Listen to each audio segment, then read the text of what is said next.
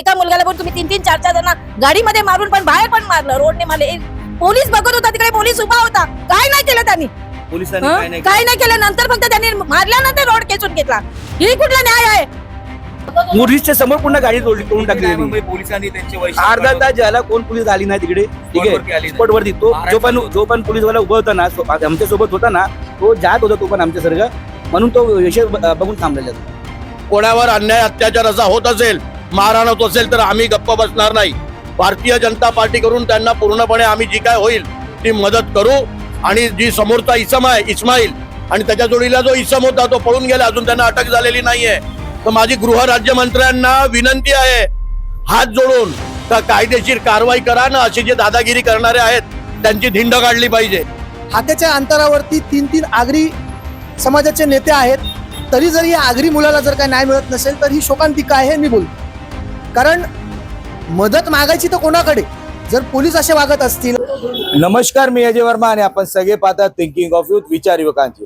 सध्या आपण विरार पूर्वेच्या चंदन बीट चौकीमध्ये उपस्थित आहे. आपण बघू शकता 2 दिवस अगोदर रात्रीच्या सुमारास एक घटना घडलेली, ती अत्यंत मोठ्या प्रमाणात ते व्हिडिओ व्हायरल झालेली. कारण की एक टॅक्सी ड्रायव्हरला बेदम मारहाण करण्यात आलेला, तो पण पोलिसांसमोर. ते संपूर्ण प्रकरण काय होतं आपण पाहिलाच होता त्या व्हिडिओच्या माध्यमातून. पण ज्या प्रकारे ते ड्रायव्हरला अशा प्रकारे मारण्यात आलेला, त्याचा जीव पण जाऊ शकला असता. आता त्यांचे संपूर्ण परिवार आणि त्याचबरोबर त्या दिवशीचे चष्मितीत गवाह ते आपल्या बरोबर उपस्थित आहे. पुढची पोलिसांची काय वाटचाल आहे, सर्व विषयावरती आपण त्यांच्याबरोबर चर्चा करण्याचा प्रयत्न करू.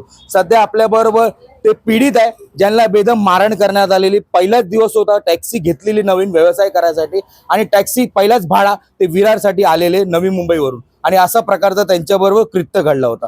सध्या ते पीडित आहे. पीडित काय म्हणणं, आपलं नाव सांगा. माझं नाव केतन केनी आहे.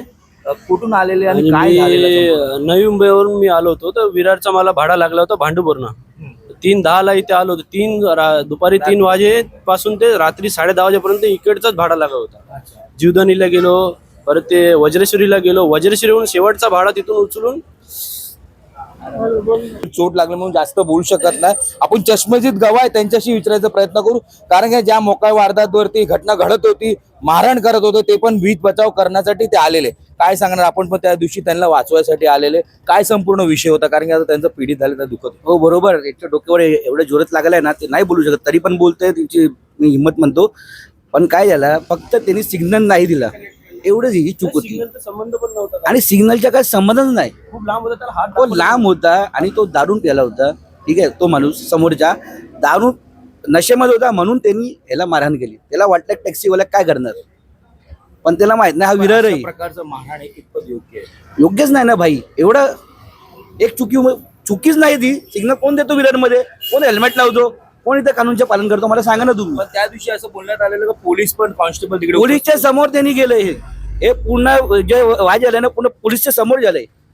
पोलीस बघत होता. मुरीच्या समोर पुन्हा गाडी तोडून टाकली. पोलिसांनी त्यांचे अर्धा तास ज्याला कोण पोलीस आली नाही तिकडे, ठीक आहे, स्पॉट वरती तो जो पण पोलीसवाला उभा होता ना, आमच्या सोबत होता ना, तो जात होता तो पण आमच्यासारखा, म्हणून तो विषय बघून थांबलेला. तो म्हणजे ते 112 वरती आम्ही कॉल केला होता ना, तेव्हा पोलीस नाही आली. अर्धा तास झाला. वगैरे वार करण्यात लोकांनी रोड तो शोधून आली. त्यांनी पहिल्या त्यांनी दगडनी मारत होता, पोलिसने पकडलं त्याला.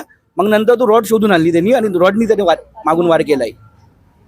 आणि मी सांगतो, एवढा जोरात वार केलाय ना, हा ठीक आहे, जवान आहे, गरम खून आहे म्हणून तो हा वाचला, नाही तर कोण, मी मानतो माझ्यासारखा मेल असतो तो. बरोबर आहे, एवढा बेकार मारहाण करणं म्हणजे कितपत योग्य? ज्या प्रकारे अशा प्रकारे रॉड डायरेक्ट डोक्यावर मारणं, एक सेन्सिटिव्ह जागा असते, माणसाचा जीव गेला असता. सध्या आपल्या बरोबर त्यांची आई पण उपस्थित आहे, जे आज पोलीस प्रशासनाला भेटायसाठी आलेले. काय सांगणार, अशा प्रकारचं आपल्या मुलाबरोबर मारहाण झाले विरारमध्ये. पहिला भाडा, नवीन गाडी, एक चांगला व्यवसाय करण्यासाठी आपण घेतला होता, आणि पहिल्याच दिवस खराब गेला. पहिला दिवस. काय करणार, आम्हाला माहिती पण नव्हतं याचं. भाडं घेऊन आलेला हे नालायक लोकांनी हे असं केलं. हे चुकीचं आहे की नाही? एका मुलगाला पण तुम्ही 3-3, 4-4 जण गाडीमध्ये मारून पण बाहेर पण मारलं रोडने. मला पोलीस बघत होता तिकडे, पोलीस उभा होता, काय नाही केलं त्यांनी. पोलिसांनी काय नाही केलं. नंतर फक्त त्यांनी मारल्यानंतर रोड खेचून घेतला. ही कुठला न्याय आहे? त्यानंतर पोलिसांनी काय झालं असतं, मला तुम्ही भरपाई दिली असती, तुमच्या भावा मुलाबरोबर झालं असतं, तुमच्या पुढाबरोबर नातेवाईकाबरोबर झालं असतं, तुम्ही सहन केलं असतं का सर? त्रास आहे. आई आहे शेवटी, त्यांच्या मनात लागणारं ज्या प्रकारे त्यांच्या मुलाला एवढा बेदम मारहाण केला होता.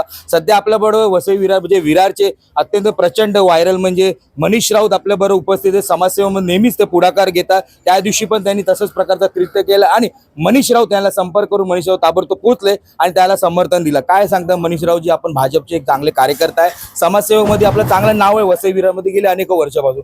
काय प्रकारे पोलिसांसमोर अशा प्रकारचा मारहाण वसई विरारमध्ये क्राईम रेट मोठ्या प्रमाणात वाढत चालला, त्याबद्दल काय म्हणणं? बघा, सगळ्यात पहिला तर हा जो केतन केणी हा आगरी सुपुत्र आहे, न्यू बॉम्बेचा आहे.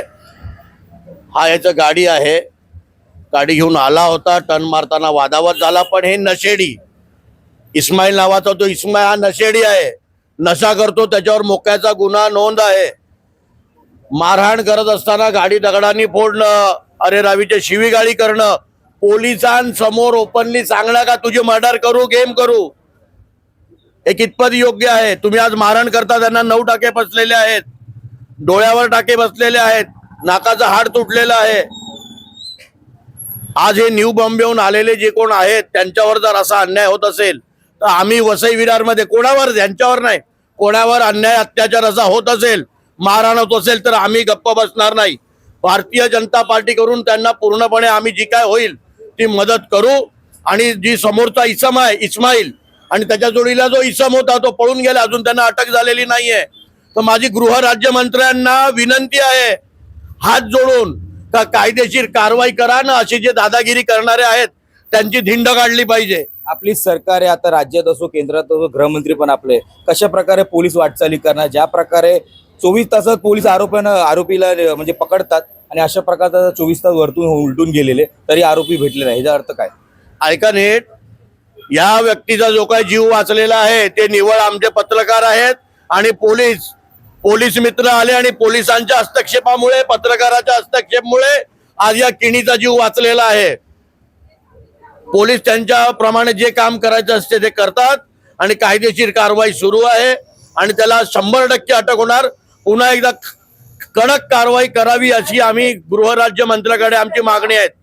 पण यांची आता भरपाई सध्या पोलीस स्टेशन मध्ये पण उपस्थित आहे लोक, पोलीस आतमध्ये नाहीये. तुम्हाला दाखवू शकतो, जे पत्रकार होते त्या दिवशी, ते संपूर्ण व्हिडिओ त्यांनी कॅप्चर केला होता, ते पण उपस्थित आहे. काय सांगणार दीपकजी, आपण पण त्या दिवशी समोर उपस्थित होते, आपणच व्हिडिओ कॅप्चर केला होता. जो काही प्रकार घडला अतिशय धक्कादायक प्रकार होता.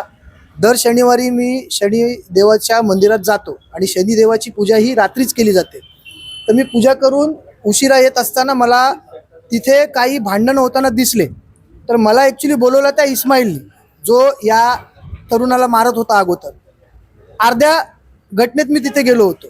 मला काय कळत नव्हतं, कारण तो इस्माईल होता, तो रक्तबंबाळ होता त्या ठिकाणी. हे सगळं होत असताना तिथे पोलीस होते. आता इथे 200 मीटरवरती ही पोलीस चौकी आहे, बीट चौकी. 500 मीटरवरती चंदन सर आपली 5 पायरीची पोलीस चौकी आहे. तो पोलीस अधिकारी कर्मचारी फोन करत होता, पण तो ऑनलाईन फोन करत असल्यामुळे ऑनलाईन लवकर मदत मिळत नाही.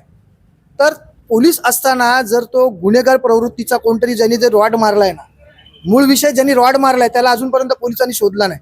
आता त्या तरुणाच्या वरती डोक्यावरती मार लागलेला आहे, त्याची हड्डी क्रॅक आहे. पोलिसांनी त्याला इथे बोलवलंय पंचनाम्यासाठी. येऊन अर्धा तास झालाय, अजून पोलीस नाहीत बघा चौकी. पोलीस स्टेशन संपूर्ण खाली आहे. हा, पोलीस चौकीच खाली आहे. तर मनीषजी म्हणाले त्यांची सरकार आहे, तर त्यांनी त्यांच्या सरकार, आता इथे भाजपचे आमदार आहेत, खासदार भाजपचे आहेत, मुख्यतः ही भूमिका येते भारतीय जनता पार्टीची. मी सगळ्यांना फोन केला. दुसरी गोष्ट, इथे हाताच्या अंतरावरती 3-3 आगरी समाजाचे नेते आहेत. तरी जर या आगरी मुलाला जर काही न्याय मिळत नसेल तर ही शोकांतिका आहे, मी बोलतो. कारण मदत मागायची तर कोणाकडे? जर पोलीस असे वागत असतील आणि पोलिसांनी बघा आता त्या तरुणाला बघायला गेलात तर त्याची कंडिशन तिथे बसण्यासारखी नाहीये, त्याच्या डोक्याला मार लागला. तर पोलीस अजून संपर्क झाला का? आणि जर मी त्या दिवशी नसतो तर काय झालं असतं ते पण मी तुम्हाला सांगतो. जर मी त्या ठिकाणी नसतो तर पोलिसांनी त्याच्यावरतीच गुन्हा दाखल केला असता. त्याला त्या घटनेतून बाहेर काढलं मी. माझ्याबरोबर तो सोनिया होता, बरोबर आहे, तो आणि मी या घटनेचे साक्षीदार आहोत. आम्हाला जिथे जिथे जाता येईल तिथे तिथे आम्ही जाऊ. पण शोकांतिका अशी आहे की आमचा हा जो चंदन सर आहे हा आगरी समाजाने बरबटलेला आहे. म्हणजे इथे हा आगरी समाज आहे आणि आगरी समाजाच्या इथे एका आगरी बांधवाला मारण होते, परंतु एकही आगरी नेता त्याच्या मदतीला येत नाही. याची आज मला लाज वाटते. मोठी गोष्ट आहे ज्या प्रकारे आगरी समाज इकडे संपूर्णपणे मोठ्या प्रमाणात इकडे कामकाज करतो. विरार हा जो चंदनसार पासून हायवेचा पट्टा आहे आणि त्या ठिकाणी आगरी पोरांना एवढा बेकार बेदम मारणं होते. आणि दुसरी गोष्ट मोठी म्हणजे बीड चौकीमध्ये पोलिसांनी जे पीडित लोकांना बोलवलंय, आरोपी जे फर्यादी इकडे आलेले, पण पोलीस स्टेशन संपूर्णपणे खाली आहे. आता इकडे बघू शकता आतमध्ये कोणच नाही. पोलिसांनी त्यांना बोलवलंय, फक्त एक कॉन्स्टेबल आतमध्ये उभे आहे आणि त्यांनी अर्धा तास उलटून गेलाय तरी पोलीस आता इकडे स्पॉटवरती पोहोचले नाही. ही मोठी गोष्ट, क्राईम घडतो आणि त्या ठिकाणी अशा प्रकारचा पोलीस समर्थन करत असते का, हे सर्व गोष्ट बघण्यासारखं असेल. प्रत्येक गोष्टीची अपडेट आम्ही पुढेही तुम्हाला आमच्या चॅनलवर दाखवायचा प्रयत्न करू.